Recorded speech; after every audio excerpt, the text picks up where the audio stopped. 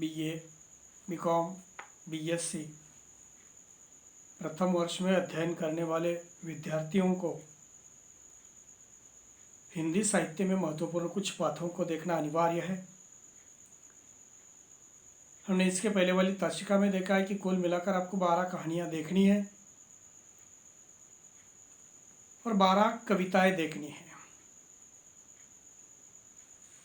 प्रस्तुत पाठ्यक्रम में कविता किसे कहा जाता है, हमने पहले देखा कि कहानी किसे कहा जाता है, कि कहानी कहना और सुनना यह प्रारंभिक काल से या अनादिकाल से लेकर यह सिलसिला शुरू है। उस तरह से इस कविता की कोई परिपूर्ण ऐसी परिभाषा या डेफिनेशन बनवाई नहीं जा सकती कि जो वस्तु हमारे जितने नज़दीक होती है उतनी उसकी परिभाषा बनवाना मुश्किल काम होता है। कोई कहता है कि वाक्य रसात्मक काव्यम नहीं, रसयुक्त वाक्य ही कविता है। कोई कहता है कि ननु शब्दार्थो काव्यम, बिना शब्द और अर्थ के कविता हो ही नहीं सकती। कोई कहता है कि शब्दार्थो सहितो काव्यम, नहीं, जहाँ पे शब्द और अर्थ होते वहीं पे कविता होती है। बल्कि इन परिभाषाओं के अंतर्गत अतिव्याप्ति अव्याप्ति जैसे दोष है, और इसीलिए मैंने अभी कहा आपको कि जो वस्तु अपने जितने नज़दीक होती है उस वस्तु की परिभाषा बनवाना बड़ा मुश्किल काम होता है। जैसे मनुष्य की परिभाषा, मनुष्य किसे कहा जाता है, बनाइए परिभाषा। क्या जिसे 2 आंखें हैं वह, जिसे 1 नाक है वह, जिसे 2 कान है वह, जिसे 32 दांत है वह, जिसे 2 हाथ है वह, जिसे 2 पैर है वह मनुष्य है। यानी जो वस्तु हमारे जितने नज़दीक हुआ करती है उस वस्तु की परिभाषा बनवाना उतना ही मुश्किल काम होता है। इसके अंतर्गत हमें जो 12 कविताएं देखनी है, उस 12 कविताओं के अंतर्गत कवि सुभद्रा कुमारी चौहान से लेकर स्वर्गीय कवि अटल बिहारी वाजपेयी तक के कविताओं को स्पर्श करने की कोशिश होगी। साथ ही साथ वर्तमान समय के अंतर्गत के दलित कवि डॉक्टर कर्मानंद आर्य की कविताओं को भी स्पर्श होगा।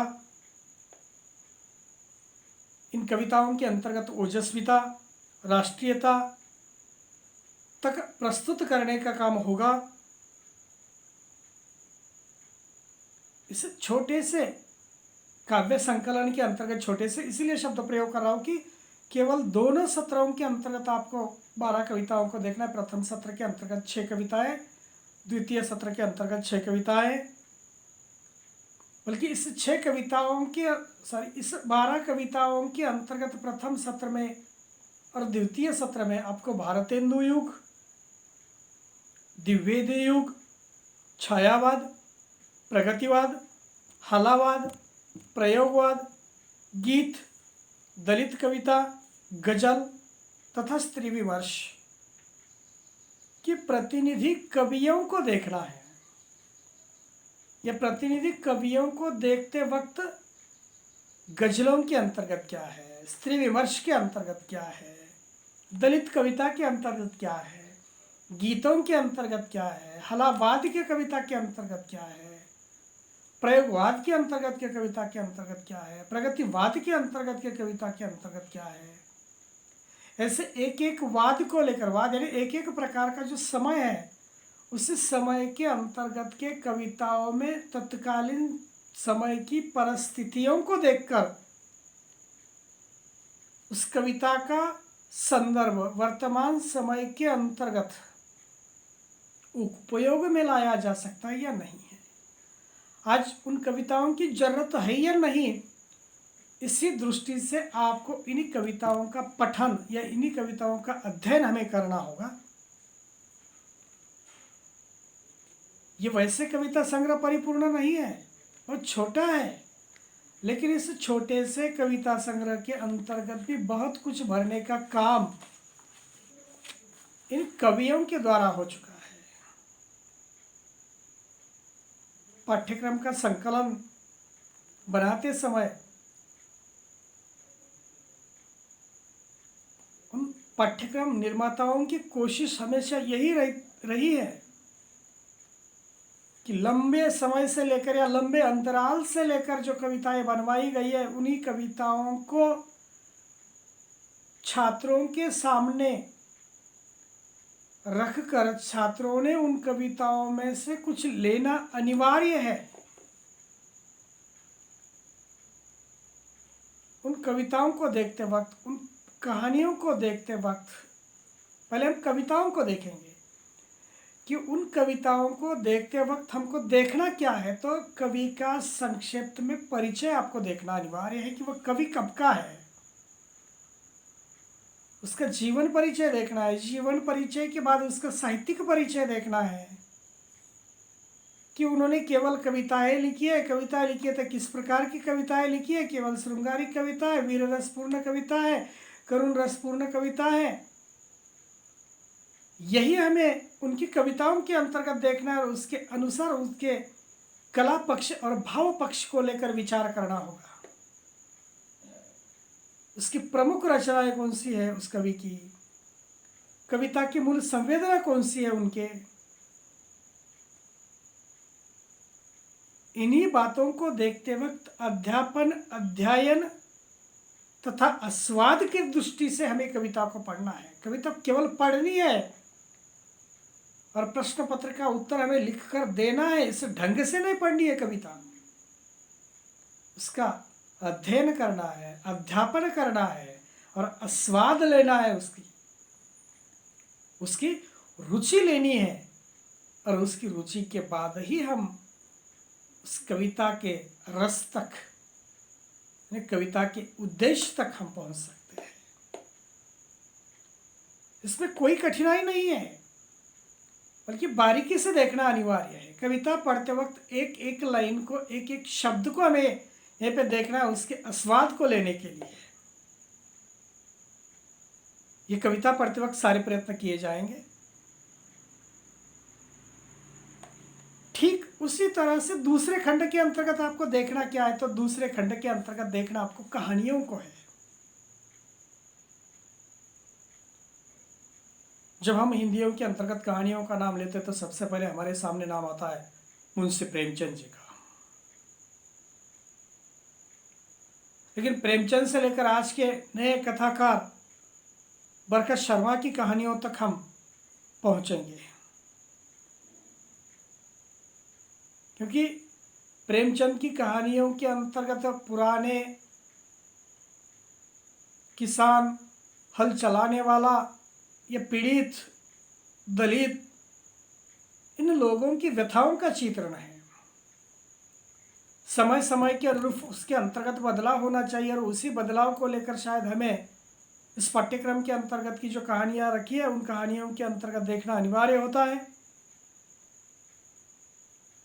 हमें जिस तरह से कविताओं के अंतर्गत कवि का संक्षिप्त परिचय देखना है, उस तरह से इस प्रत्येक कहानियों के अंतर्गत के कवियों का परिचय देखना है। कवियों के परिचय के बाद उसकी विशेषताओं को देखना है। विशेषताओं के बाद उसकी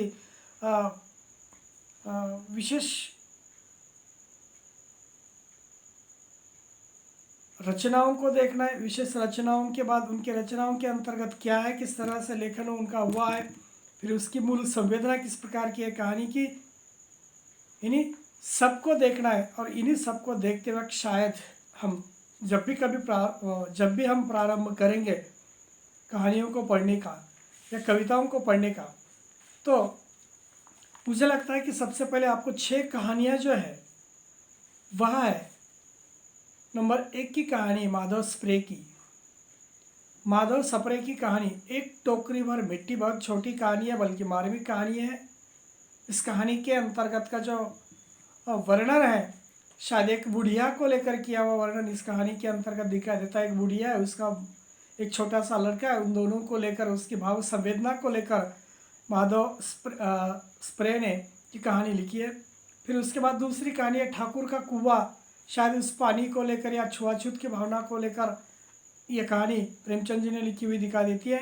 ममता कहानी थोड़ी सी वैचारिक है, लेकिन इस कहानी के अंतर्गत प्रेम है, ममत्व है, अपनत्व है, पिता का बदला है, पिता के बदले की आग है। इस प्रकार से इस ऐतिहासिक कहानी को हमें देखना है। फिर उसके बाद धर्मवीर भारती की कहानी है गुल की बनो। शायद समाज के अंतर्गत के जो अपाहिज लोग होते हैं, अपाहिज यानी अपंग लोग होते हैं, दिव्यांग लोग होते हैं, उन दिव्यांग लोगों को लेकर लिखी गई गुल की बनो एक बुढ़िया है, उस बुढ़िया को लेकर लिखी गई कहानी है।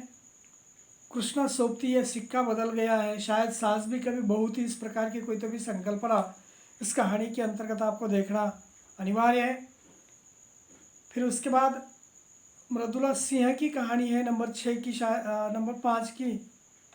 मुझे लगता है कि 2.5 बीघा जमीन के लिए जो किसान परेशान होता है, उस किसान की स्थिति को इस कहानी के अंतर्गत लेखक ने व्यक्त करने का काम किया है। शैलेश मटियानी, थोड़ी सी क्लिष्ट ऐसी लगने वाली कहानी है, उसने तो नहीं कहा था, बल्कि वैचारिक है, बहुत मिठासयुक्त कहानी है। उस मिठासयुक्त कहानी को भी हम देखने की कोशिश करेंगे।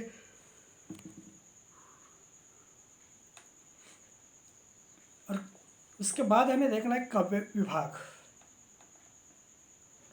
काव्य विभाग के अंतर्गत सुभद्रा कुमारी चौहान की कविता वीरों का कैसा हो वसंत। जवानों को लेकर संघर्ष स्फूर्ति निर्माण करने वाली यह कविता शायद आपको पाठ्यक्रम के अंतर्गत रखी है। मैथिली शरण गुप्त जी की जो कविता सखी वे मुझसे कहकर जाते, सखी वे मुझसे कहकर चले जाते, थोड़ी सी करुणाजनक है, दुखात्मक है, बल्कि स्वामी सिद्धि हेतु चले गए और इसी सिद्धि हेतु चले जाने की वजह से नारी मन की जो व्यथा होती है, उस नारी मन की व्यथा इस कविता के अंतर्गत है। तीसरी कविता सूर्यकांत त्रिपाठी निराला जी की है, बांधो न नाव इस ठाव बंधु। मैं बचपन की यादें, नदी किनारे बैठकर अपने प्रेयसी को लेकर यह कविता शायद सूर्यकांत त्रिपाठी निराला जी ने लिखी है। अपने ससुराल को लेकर जब उनकी पत्नी चल बसी थी उनकी यादों के अंतर्गत लिखी हुई यह कविता है। सच्चिदानंद हरिरा हीरानंद वात्सायन अज्ञायन हरी घास पर क्षण भर, यह भी उसी तरह से प्रेम के संदेश को लेकर लिखी गई कविता है। फिर उसके बाद हालाबाद के कवि हरिवंशराव बच्चन जी, जिनकी कविता प्याला है, मनुष्य जीवन की क्षणभंगुरता को बतलाने वाली यह कविता है। और अंतिम कविता प्रथम सत्र के अंतर्गत की अटल बिहारी वाजपेयी की है, गीत नया गाता हूँ। गीत नया गाता हूँ, इस तरह की कविता अटल बिहारी वाजपेयी की है। तो आप सभी को फिर से एक बार बीए प्रथम वर्ष के अंतर्गत स्वागत करके कल से हम नए सिरे से पाठ्यक्रम को शुरुआत करेंगे। धन्यवाद।